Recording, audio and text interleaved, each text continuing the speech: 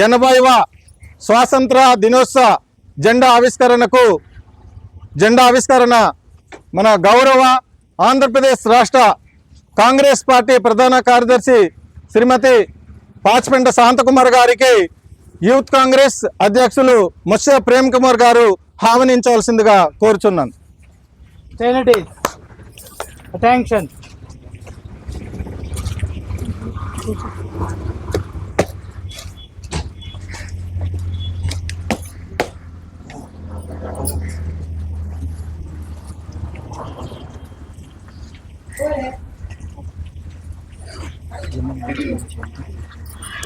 జెండాని ఆవిష్కరించవలసిందిగా ఆహ్వానించడం జరిగింది.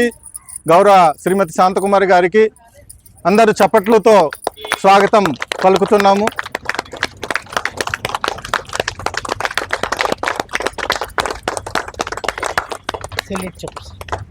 Silent order silent order silent order.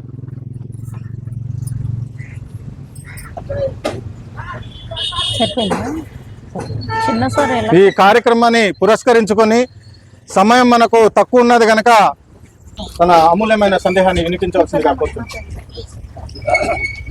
ఈ 80వ స్వతంత్ర దినోత్సవానికి విచ్చేసిన పెద్దలు పాచిపెంట శాంతకుమారి, అలాగే బాబురావు గారు, అలాగే వివిధ రాజకీయ నాయకులు, ఉద్యోగ సంఘ నాయకులు వీరందరూ విచ్చేసినట్టు ముందుగా స్వతంత్ర దినోత్సవ శుభాకాంక్షలు.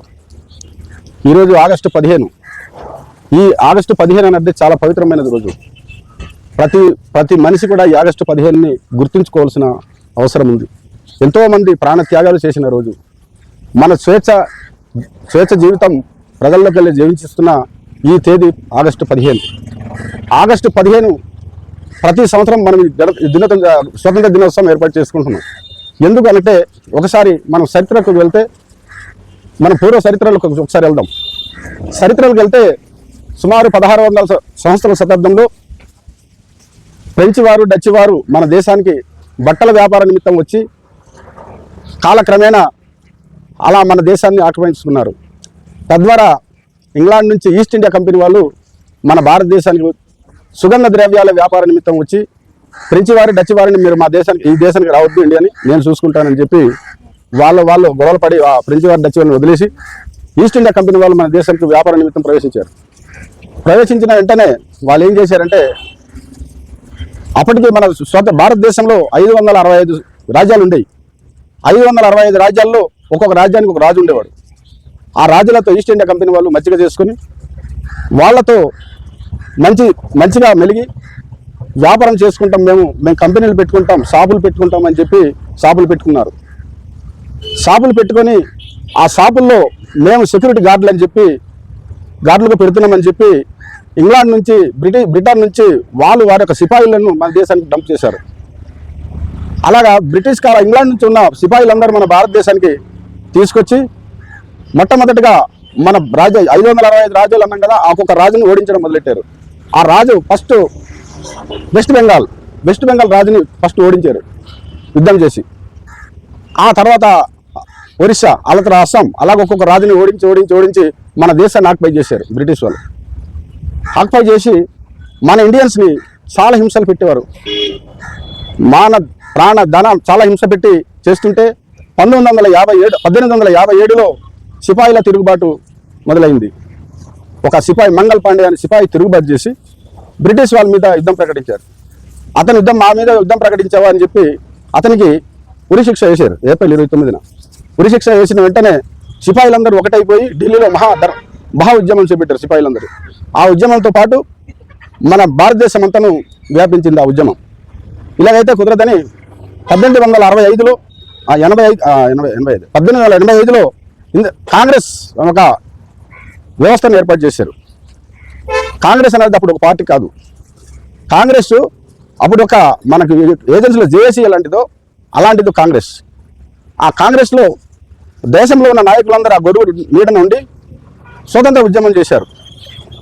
ఉద్యమాల్లో చాలామంది మీకు తెలుసు, చరిత్ర చదువుకున్న వాళ్ళు, అలాగే చాలామంది ప్రాణాలు బలిగొయ్యారు. ఈ ఉద్యమాల్లో అతివాదులు మితవాదులుగా ఏర్పడ్డారు. అతివాదులు అంటే అడవుల్లో పోయి సాయుధ పోరాటం, తుపాకీలు ధరించి పోరాటం కొంతమంది చేశారు. ఉదాహరణకు అల్లూరి సీతారామరాజు, మల్లుధర, గంటంధర, మరి కామయ్య, అలాగే కొంతమంది అజ్ఞాతం కలిగి యుద్ధం చేశారు. అలాగే కొంతమంది మితవాదులు, గాంధీ తాత, అలాగే సర్దార్ వల్లభాయ్ పటేల్, నెహ్రూ, ఇలాంటి వాళ్ళు ప్రజల్లోకి వెళ్ళి యుద్ధం చేశారు, నిరసన తెలియజేశారు. మన మహాత్మా గాంధీ అయితే ఉద్యమాలు, సహాయ నిరాకరణ, విదేశీ వస్తు బహిష్కరణ, ఇలాంటి ఉద్యమాలు చాలా చేసి పోరాటం చేశారు. చేసిన తర్వాత మనకు 1947 ఆగస్టు 15వ తారీఖున అర్ధరాత్రి స్వతంత్రం ప్రకటించినప్పటికీ మన దేశం 565 రాజ్యాలని చెప్పాను కదా, 565 రాజ్యాల్లో కొంతమంది మనకు స్వతంత్రంగానే మన దేశానికి విలీనం అవుతామని చెప్పి ఆ రాజులు ప్రకటించారు. ఒక హైదరాబాద్ నిజాం రాజు మాత్రం నేను పాకిస్తాన్కి వెళ్ళిపోతాను అన్నాడు. అలాగే కాశ్మీర్ రాజు నేను కూడా కలపను అన్నాడు. అయితే అప్పుడు సర్దార్ వల్లభాయ్ పటేల్ హైదరాబాద్ నిజాం రాజుని యుద్ధం చేసి మళ్ళీ మన ఇండియా కలపడం జరిగింది. ఆ నిజాం ప్రభుత్వం ఎంతవరకు ఉండేదంటే కర్నూలు నుంచి తమిళనాడు వరకు ఉండేది. అంత పెద్ద ప్రభుత్వం అది. యుద్ధం ప్రకటించి మొత్తం పైన మన భారతదేశాన్ని కలపడం జరిగింది. అయితే కాశ్మీర్ రాజు అప్పుడు పాకిస్తాన్ వాళ్ళతో ఒక ఒప్పందం చేసుకున్నాడు. ఇలాంటివి ఏమైనా వస్తే మీతో నేను కలుస్తానని ఒప్పందం చేశాడు. అప్పుడు మాకు ఎలా మన వైపే వస్తాడు కదా అని చెప్పి పాకిస్తాన్ వాళ్ళు కొంత భాగాన్ని ఆక్యుపై చేశారు. వీళ్ళు ఆక్యుపై చేస్తున్నారు, నా మీద దాడి చేస్తారని చెప్పి అప్పుడు రాజా హరిసింగ్ మన భారతదేశానికి వచ్చి మాకు రక్షణ ఇవ్వండి, మాకు కాపాడండి, పాకిస్తాన్ వాళ్ళు మా మీద దాడి చేస్తున్నారని మనకు నెహ్రూ గారికి వెళ్తే నెహ్రూ గారు అభయమిస్తూ మాకు అగ్రిమెంట్ ఇవ్వండి, నేను మా భారతదేశాన్ని కలిసిపోతున్నాను, కాగితం ఇవ్వండి అంటే ఇప్పుడు ఒక కాగితం ఇచ్చాడు. ఇచ్చిన తర్వాత అప్పుడు మన ఇండియా సైనికులు పెట్టి పాకిస్తాన్ అడ్డుకోవడం జరిగింది. అయితే అడ్డుకోవడంలోని ఆ గొడవల్లోనే ఇప్పటిదాకా మనకు వాళ్ళకి సపరేట్గా ఒక స్వతంత్రం ఉండేది, సపరేటు రాజ్యాంగం ఉండేది. మనకు ఎలక్షన్ 5 సంవత్సరాలకి అయితే వాళ్ళకి 6 సంవత్సరాలకు ఉండేది. అయితే ఈ పరిస్థితుల్లో ఇలాగైతే కుదరదని అప్పటి మోడీ గారు 370 ఆర్టికల్ 370ని రద్దు చేశారు. రద్దు చేసి మన భారతదేశాన్ని కలుపుకోవడం జరిగింది. అయితే ఇప్పటికే మన ఆర్థిక వ్యవస్థ స్వతంత్రం వచ్చినప్పటికీ ఆర్థిక వ్యవస్థ చాలా కుదేలుగా చిన్న భిన్నంగా ఉంది. అప్పుడు 30 కోట్ల మంది జనం మాత్రమే ఉండేవారు మన ఇండియన్స్. అప్పుడు 1991 మన్మోహన్ సింగ్ తర్వాత మన కాంగ్రెస్ ప్రభుత్వం అప్పుడు ఉండింది. అనేకమైన ఆర్థిక సంస్కరణలు తీసుకొచ్చి మన భారతదేశాన్ని ఆర్థిక పురోగతిని పరిగణించారు. అక్కడి నుంచి మన భారతదేశం ఇప్పుడిప్పుడే అభివృద్ధి చెందుతున్న దేశం. అయితే 1947 కల్లా ప్రపంచంలో మన దేశం అయితే అగ్రగామిగా ఉంటుందని ఆశిస్తూ ఈ అవకాశం ఇచ్చిన మీ అందరికీ ధన్యవాదాలు తెలుపుతూ ముగించుకున్నాను. పాచిపెంట శాంతకుమారి గారు ఈ 80వ స్వాతంత్ర దినోత్సవాన్ని పురస్కరించుకొని సందేహం వినిపించవలసిందిగా కోరుచున్నాం. ఈరోజు అరకువెల్లి నియోజకవర్గం కాంగ్రెస్ పార్టీ కార్యాలయం వద్ద ఇవేళ కాంగ్రెస్ పార్టీ నాయకులు, కార్యకర్తలు, అభిమానులు, మహిళలు, సోదరిమణులు, మరి వివిధ అనుబంధ సంస్థ నాయకులందరూ కూడా కూడి ఈ యొక్క జెండా ఆవిష్కరణకు వచ్చినందుకు ప్రతి ఒక్కరి కూడా పేరు పేరున హృదయపూర్వక నమస్కారాలు తెలియజేసుకుంటున్నాను.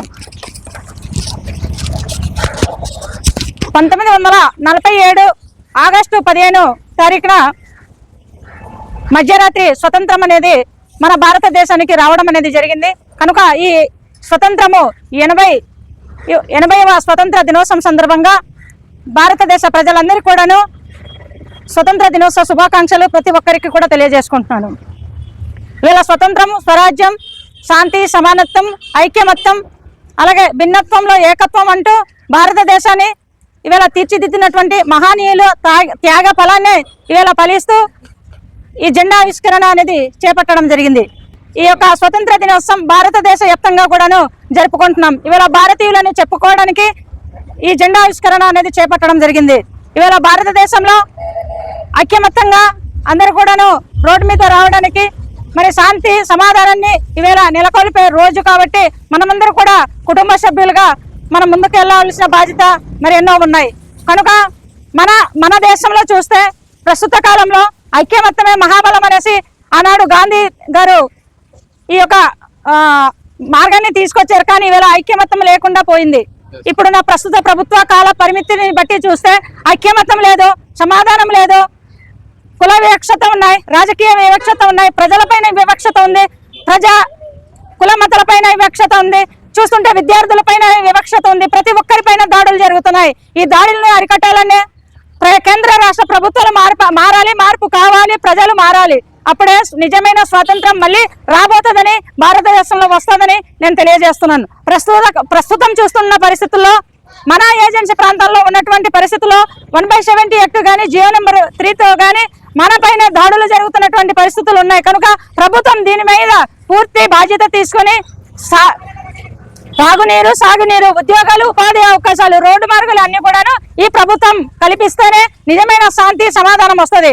ఇవాళ మహిళల పైన విడిగలుగా దాడులు జరుగుతున్నాయి. కనుక మహిళల పైన రక్షణ లేదు. అంటే స్వతంత్రంగా ఏ విధంగా మనం రోడ్డు మీద రాగలుగుతున్నామో తెలియని పరిస్థితులు ఉన్నాయి. కనుక మన స్వతంత్రం వచ్చినా స్వేచ్ఛగా బతకలేని పరిస్థితులు ఉన్నాయి, చిన్న భిన్నమైపోయే పరిస్థితులు ఉన్నాయి. కనుక భారతదేశంలో శాంతి సమాధానం కావాలని ఈవేళ మన స్వతంత్రం దినోత్సవం సందర్భంగా నేను తెలియజేయడం జరుగుతుంది. అదేవిధంగా మరి మన దేశంలో రాహుల్ గాంధీ గారు, రాజీవ్ గాంధీ గారు, అలాగే ఇందిరాగాంధీ గారు, సోనియా గాంధీ గారు, ప్రియాంక గాంధీ గారు భారతదేశ ప్రజల కోసం అంకిత భావంగా రాత్రి పగలనక వాళ్ళు ఎండ వాననక పోరాటం చేస్తూ ప్రజల కోసమే ఈవేళ రోడ్డు మీద వచ్చినట్టు పరిస్థితులు ఉన్నాయి. ఈవేళ రాహుల్ గాంధీ గారు కుటుంబము 3 తరాలుగా 4 దశాబ్దాలుగా 135 సంవత్సరాల నుండి అంటే పరిపాలనా విధానంలో కాంగ్రెస్ పార్టీ ఒక ఎన్నెముకగా నిలబడింది. సుమారుగా 70 సంవత్సరాలు పరిపాలన చేస్తే భారతదేశ ప్రజలకు అంకిత భావంగా నిలబడింది. ఈవేళ కేవలం 12 సంవత్సరాల్లో పరిపాలన చేసి దేశాన్ని చిన్న భిన్నం చేసింది బీజేపీ ప్రభుత్వం. దాన్ని అరికట్టే ఒకే ఒక్క నాయకుడు రాహుల్ గాంధీ గారు. ఈవేళ రాహుల్ గాంధీ గారు కుటుంబం ప్రాణ త్యాగాలు చేసింది. అఖండ విజయాన్ని సాధించి ఈ జెండా ఆవిష్కరణ కూడా భాగస్వాములైనటువంటి కుటుంబాలు ఉన్నాయి. అలాంటి కుటుంబాలు ఏవైనా ఉన్నాయంటే అది కాంగ్రెస్ పార్టీ కుటుంబంలోనే వాళ్ళు భాగస్వాములై ఉన్నారు. కనుక బీజేపీ ప్రభుత్వం ఒక విచ్ఛిన్నమైన వ్యవస్థ తీసుకొస్తూ నిన్ననే జరిగినటువంటి అంటే మొన్న ఈ వారం రోజుల్లో జరిగింది ఉత్తరప్రదేశ్ లో రామ్లీలా మైదానంలో మా అధ్యక్షులు గౌరవశ్రీ ఏఐసిసి అధ్యక్షులు శ్రీ మల్లికార్జున్ ఖర్గే గారు అక్కడికి వెళ్ళి సభా వేదికను నిర్వహించారని ఈవేళ ఆ సభా వేదికను శుభ్రపరుస్తూ హోమాలు విఘ్నాలు చేసి మా నాయకుడిని కూడాను విమర్శించినటువంటి పరిస్థితి ఉంది. ఎంతో దుర్మార్గమైన ఆలోచన. ఒక దేశాన్ని కాపాడినటువంటి కాంగ్రెస్ పార్టీ ఎన్నుముక్కగా ఉన్నటువంటి నాయకుడు ఈవేళ మైదాన ప్రాంతంలో అంటే వెళ్ళి మీటింగ్ పెట్టుకునే అవకాశాలు కూడా లేకుండా అరికడుతుంది బీజేపీ ప్రభుత్వం. అంటే ఇంకా స్వతంత్రం ఎక్కడొచ్చిందని నేను అడుగుతున్నాను. కనుక స్వతంత్రంగా బతకాలి, ప్రజలందరూ కూడాను కులమతాల మీద వివక్షత లేకుండా చూసుకునే బాధ్యత ఏ ప్రభుత్వం వచ్చినా దాన్ని ఆదరించాలి, స్వీకరించాలి, ముందుకు నడపాల్సిన బాధ్యత ఉంది. కానీ అది ఈవేళ లేకుండా పోయింది. కనుక మేము పూర్తి స్థాయిలో ఈవేళ అంటే ఎస్సీ, ఎస్టీ, బీసీ, ఓబీసీ మైనారిటీలు అంటే ఈ కేంద్ర ప్రభుత్వానికి చిన్న చూపుగా ఉంది. ఈవేళ ఆ మైనారిటీలో మా యొక్క ఏఐసిసి అధ్యక్షులు గౌరవ శ్రీ మల్లికార్జున్ ఖర్గే గారు స్వేచ్ఛగా బతకాలి, మంచి నాయకుల్ని ఎన్నుకుంటూ రాబోయే తరానికి మనమందరూ కూడా ఐక్యమత్యంగా పోరాటం చేసి మరో 2 సారి మన కాంగ్రెస్ పార్టీ నుండి మన జాతీయ జెండా ఎగిరే విధంగా మన ఒక ఈ స్వతంత్ర జెండా ఏ విధంగా ఎగిరిందో 2029లో అదే విధంగా జెండా ఎగరేసి రాహుల్ గాంధీ గారిని ప్రధానమంత్రి చేయాలని నా ఆకాంక్షతో మిమ్మల్ని తెలియజేస్తూ ముగిస్తున్నాను. వందే మాతరం, వందే మాతరం, సుజలాం సుఫలాం మలయజ శీతలాం సస్యశ్యామలం మాతరం, వందే మాతరం, వందే మాతరం. శుభ్రజ్యోత్స్న పులకితయామిని బుల్ల కుసుమిత ద్రుమధుల శోభిని సువాసిని సుమధుర భాషిని సుఖదం వరదం మాతరం, వందే మాతరం, వందే మాతరం. Students attention, students attention. అందరూ ఒకసారి సల్యూట్ కొట్టండి. Salute, order, salute, order, salute, order. ఈరోజు ఈ వాతావరణ పరిస్థితి దృష్ట్యా మనము ఈ కార్యక్రమానికి సమయం తక్కువగా కుదించడం జరుగుతుంది. ఈ కార్యక్రమంలో అందరూ పాలు పంచుకున్నందుకు ఉద్యోగ సంఘ నాయకులు, మన కాంగ్రెస్ పార్టీ నాయకులు, సీనియర్ కార్యకర్తలు అందరు కూడా, మన సోదరులు పర్యాటకులు కూడా రావడం జరిగింది. చాలా సంతోషం. వారికి కూడా వచ్చి ఫోటో తీసుకోవచ్చు సెల్యూట్ కొట్టేసి. అందరు కూడా ప్రతి ఒక్కరికి మరొకసారి చివరిగా 80వ స్వాతంత్ర దినోత్సవ శుభాకాంక్షలు అందరికీ కూడా కాంగ్రెస్ పార్టీ అరకు నియోజకవర్గం తరపున తెలియజేస్తున్నాం హృదయపూర్వకంగా.